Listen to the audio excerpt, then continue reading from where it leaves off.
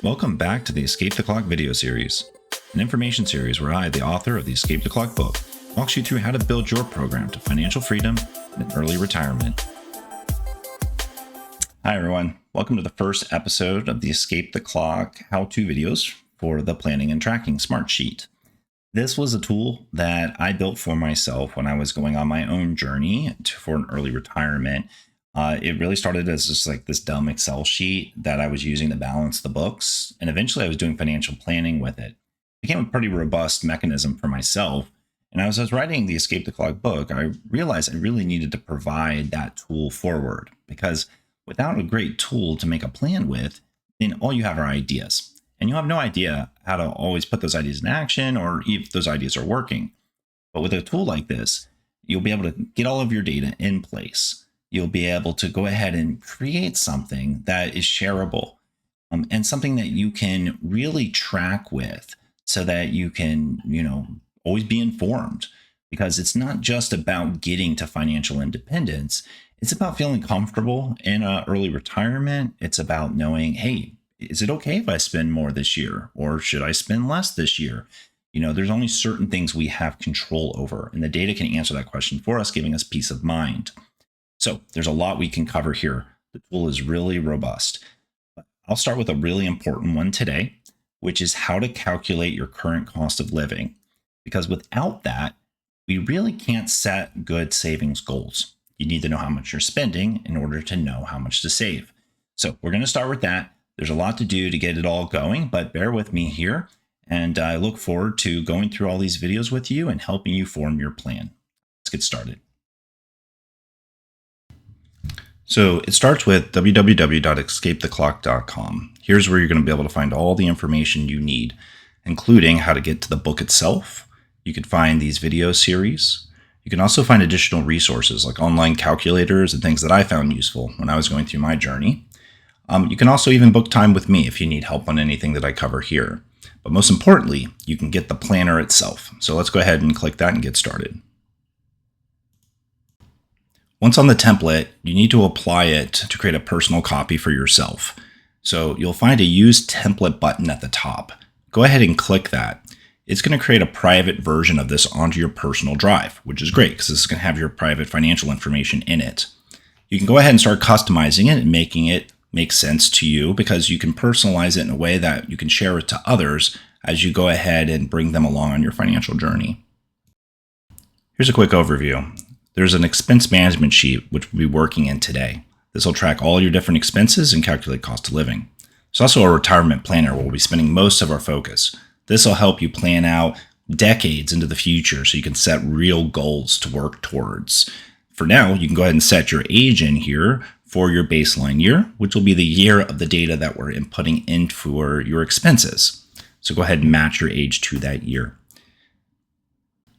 The Milestones tab shows you a list of milestones for the program, and a bunch of defaults have been provided here, including this first one, M0.1, which is collecting all of your expenses and calculating your cost of living, which is exactly what we're doing today.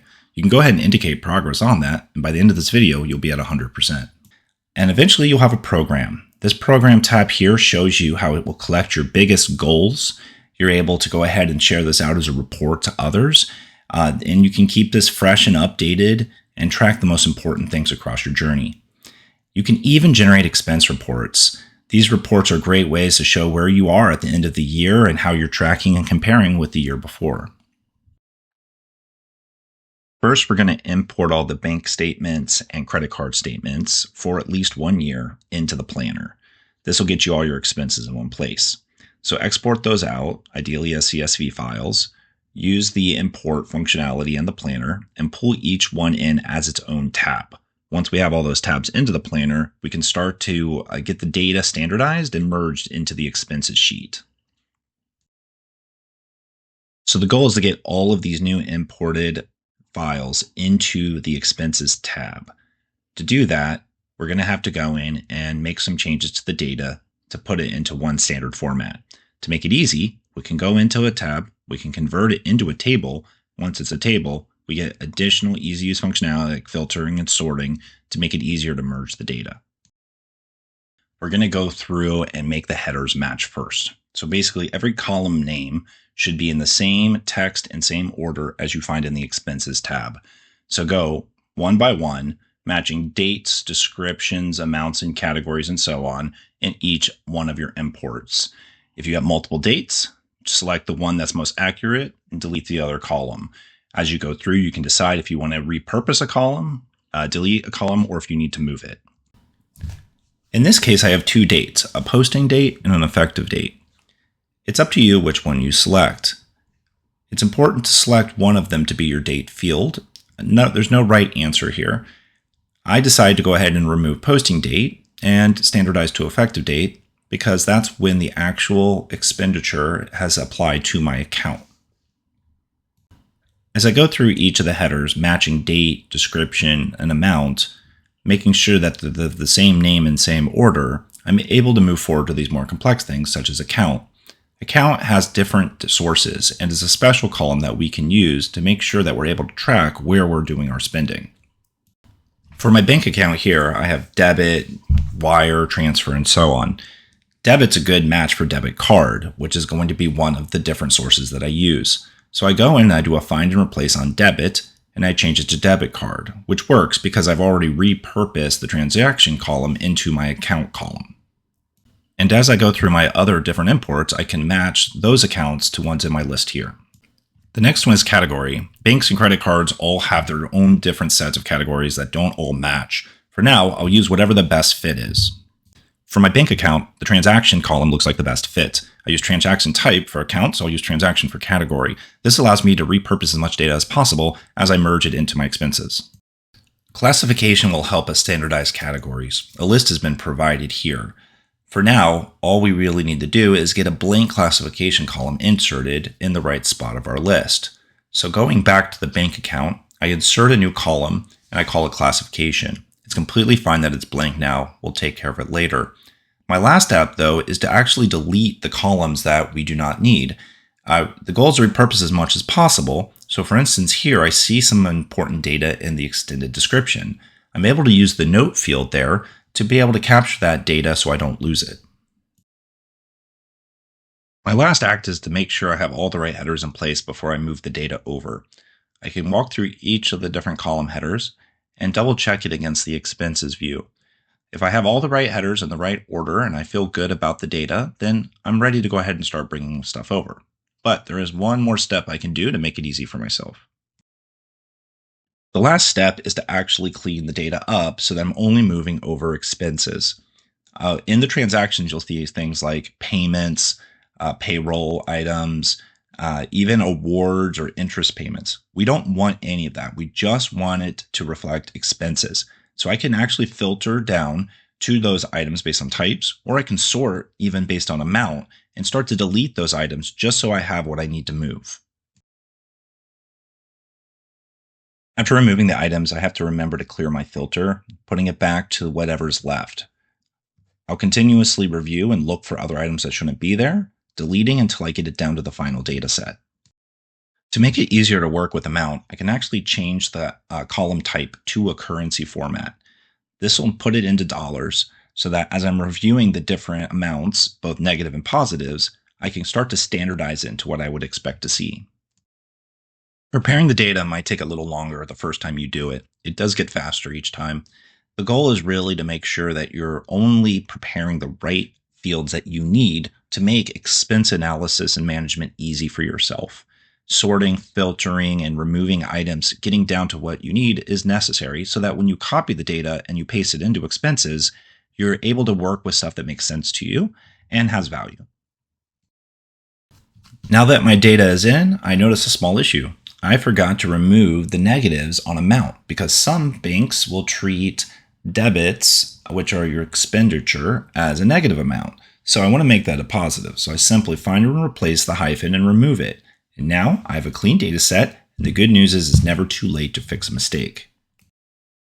Our very last step here is to deal with the import file. You could delete it, which is completely fine, or you could actually hide the sheet in case you think you might want to reference again later. With all my bank expenses now imported into the expenses tab, I now have all of that data ready for me to go.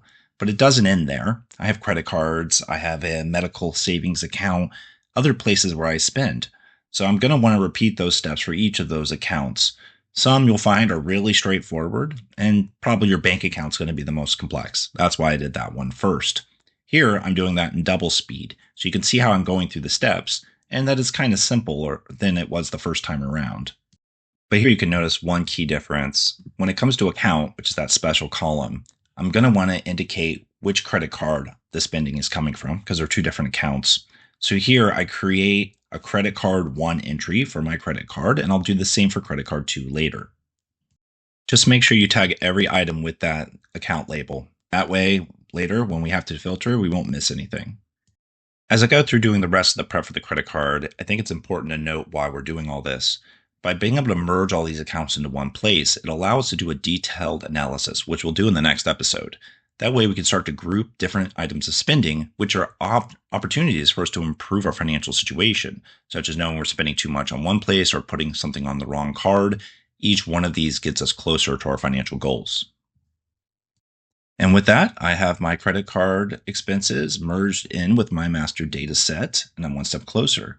But I do see some warnings here on the account field, and that's because credit card 1 isn't recognized. The good news is I can easily edit that, and I can turn this list into what I want to use. So I can create a credit card 1 and a new entry for credit card 2. Just make it match whatever your accounts are. And with that, I'll have a fully tagged account set that I can filter and sort against. Let's skip to the end and go ahead and merge in our credit card 2. Plus, I'll do the medical account separately as well. So we'll have everything in one place. So here I've copied those values from that import and I pasted those values in. Now I have a superset of all the different accounts. I can start to sort against the dates and see all of my spending across all of my accounts across the entire year.